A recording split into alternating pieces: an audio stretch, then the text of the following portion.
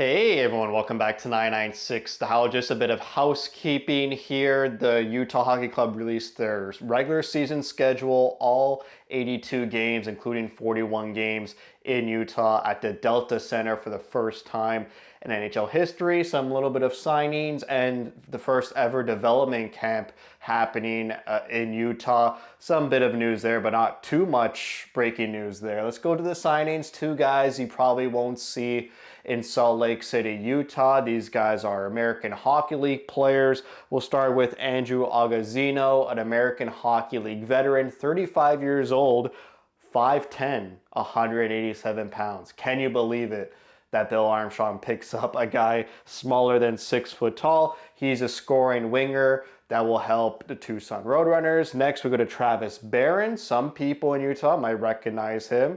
I went on his Elite Prospects page and was pleasantly surprised, but he's been with the Roadrunners the past 3 seasons. He's 26 years old, sort of a depth American Hockey League winger on your third or fourth line. Prior to those 3 seasons with Tucson, he played 3 seasons with the Utah Grizzlies in the East Coast Hockey League there. So that's a little fun familiarity. Development camp.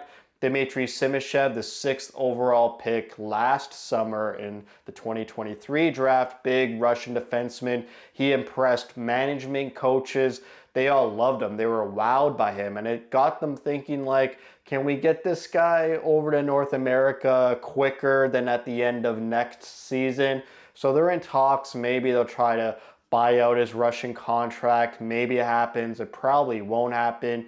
And we'll see Simashev next summer at the rookie camp and hopefully on the Utah Hockey Club blue line next year. And also Artem Duda, who had a miserable season last year because he got into a court conflict with the NCAA. He left Russia to go play in the state of Maine for their NCAA team, but they wouldn't allow him. He got into a legal battle for like half the year, and then finally settled down in Toronto in Canada, played a few games for their university team, and so he might go back to Russia for one more season just to get some professional games under his belt. Last season was a bit of a wash. Maybe it hurt his development, and hopefully we see him with the Roadrunners or Utah next year along with Simashev. And then the schedule, like I already mentioned, their longest homestand is 7 games from January 8th to 20th. They also have a 5-game homestand,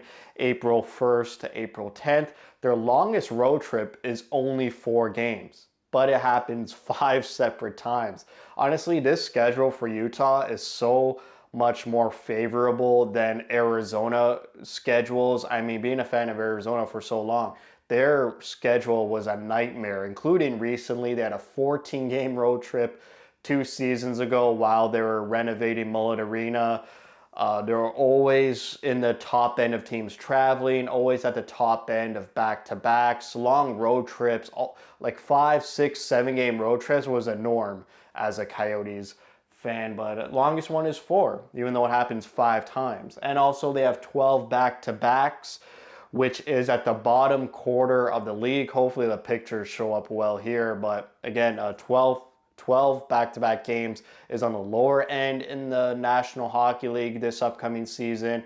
And also this metric of playing a tired team on the second half of the back-to-back versus playing a rested team when you're coming off a back-to-back. Utah has 9 of each, which is the middle of the pack. You don't want to be at the bottom here where you're playing more rested teams and you're playing very little tired teams.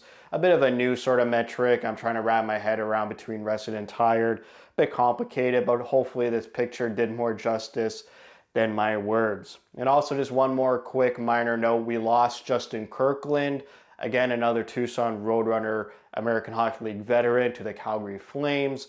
And any more signings, I'll have videos on that as well. Still, just pretty much for me, I'm waiting for Soderstrom to sign his qualifying offer, and I hope that they don't go to arbitration with Barrett Hayden, who they sent their qualifying offer to. I said Hayden would get $2.5 million by 2 years. I'm looking at a bridge deal, but to be honest, looking at Durzi's contract, maybe you're looking between $3 and $4 million just to entice Hayden to sign that short-term bridge deal, or they might go off the board, give him like a 6 year by 3 or 4 million. They might go crazy. Bill Armstrong had some nice words to say about Hayden recently, saying that they see him as a top six centerman playing very well with Keller and Schmaltz. So we'll see how those negotiations go. So that's it for me. Thanks for watching. If you like what you see, spread the word. And as always, thank you for your support.